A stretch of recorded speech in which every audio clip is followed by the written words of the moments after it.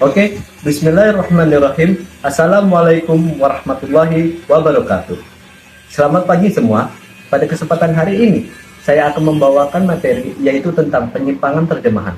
Sebelum saya memulai mempresentasikan materi saya, izinkan terlebih dahulu untuk memperkenalkan kelompok saya, yaitu saya sendiri, Sulenda Priandita sebagai pemateri 1, dan akan dilanjutkan oleh partner saya, yaitu Sani Rizkulo sebagai pemateri kedua. Oke, baiklah. Sebelum masuk kepada materi hari ini, saya akan menjelaskan terlebih dahulu apa sih itu penyimpangan terjemahan. Penyimpangan terjemahan. Penerjemahan adalah proses mentransfer makna dari satu bahasa ke bahasa lain. Proses ini melibatkan pilihan kata yang tepat, struktur kalimat yang sesuai, serta pemahaman konteks budaya linguistik dari kedua bahasa tersebut. Semua itu terdapat resiko terjadinya penyimpangan yang dapat terjadi dalam penerjemahan. Maka dari itu, penyimpangannya itu mengacu pada makna asli teks, tidak sepenuhnya terjaga hasil penerjemahannya, yang disebabkan oleh gramatikalnya, antara bahasa sumber dan bahasa targetnya, perbedaan budayanya, dan idiom, dan lain-lainnya. Baiklah, masuk kepada materi yang pertama, yaitu tentang perspektif penyimpangan. Perspektif penyimpangan, penerjemahan mengacu pada cara kita melihat dan memahami masalah yang timbul dalam proses penerjemahan. Dalam konteks ini, penyimpangan-penyimpangan mengacu pada perubahan atau kesalahan yang terjadi saat menerjemahkan teks dari satu bahasa ke bahasa yang lain.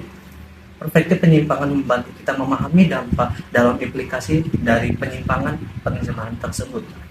Maka dari itu, dalam bahasa perspektif, penyimpangan membantu kita dalam sudut pandang perubahan makna, susunan struktur, gramatikalnya, aspek budayanya. Teks asli tidak sepenuhnya ditransfer ke dalam bahasa asing. Oke, lanjut ke materi kedua ya, yaitu tentang bentuk penyimpangannya.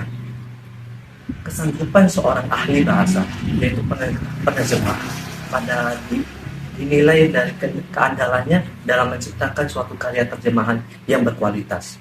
Nababan tahun 2003 mengatakan penilaian terhadap penerjemahan terbagi menjadi 3 bentuk, yaitu 1. Keakuratan pergantian makna, 2. Keakuratan penafsiran makna, 3.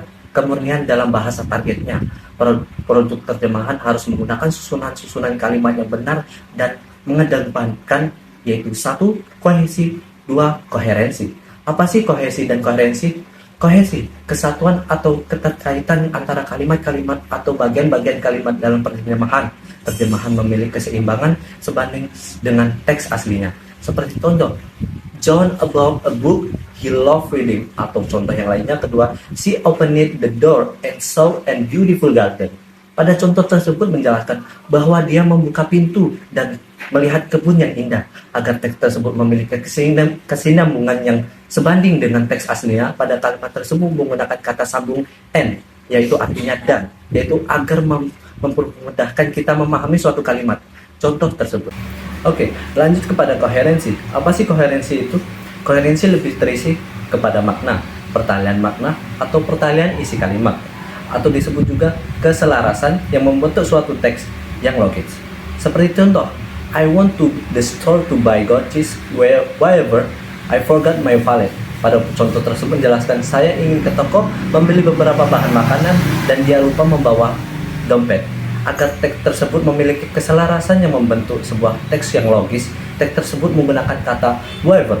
Karena tanpa kata wherever, satu kalimat dan kalimat yang lain tidak akan memiliki keselarasan. Ada ahli mengatakan, yaitu Newmark pada tahun 1988, tentang penyimpangan makna dan bentuk dalam produk terjemahan dibagi menjadi 2 bentuk, yaitu penyimpangan baku, yang kedua penyimpangan kualitas penerjemahan.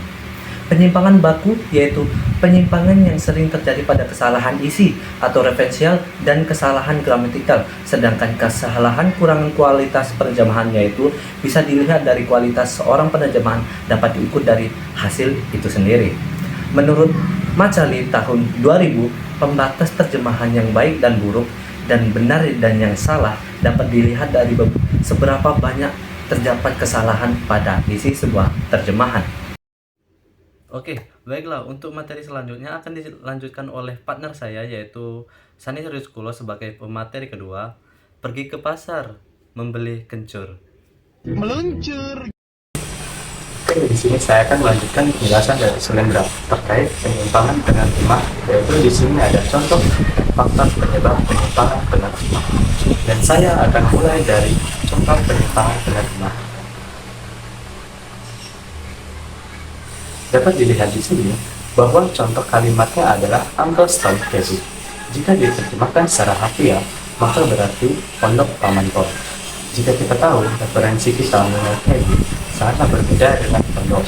Sedangkan menurut bahasa sumber asli, Kevin itu artinya rumah kayu yang ada seperti di film-film luar negeri, atau jika kalian sering main game, pasti tahu rumah kayu yang sering ada di hutan-hutan seperti apa. Jika diartikan secara harfiah yang berarti pondok, kalian pasti tahu apa itu pondok. Mungkin sebagian kita orang Indonesia hanya mengerti bahwasanya pondok adalah rumah-rumahan yang biasanya ada di sawah. Oleh sebab itu, dengan adanya penyimpangan penerjemah, kita tidak akan salah tangkap mengenai arti dan makna dari bahasa asing tersebut. Maka di sini penerjemah lebih memilih menggunakan teknik borrowing atau peminjaman pada kata Kevin tersebut agar tidak mengubah budaya luar dan maknanya dari kata Kevin itu sendiri. Dan selanjutnya ada faktor penyebab penyimpangan penerjemah. Faktor penyimpangan penerjemah dapat bervariasi tergantung pada berbagai aspek, termasuk teknik penerjemah yang digunakan perbedaan budaya dan bahasa antara bahasa sumber dan bahasa tablet, serta keputusan subjektif yang diambil oleh penerjemah. Baiklah, mungkin itu saja yang dapat saya sampaikan. Selanjutnya, pada kesempatan kali ini. Thank you for watching.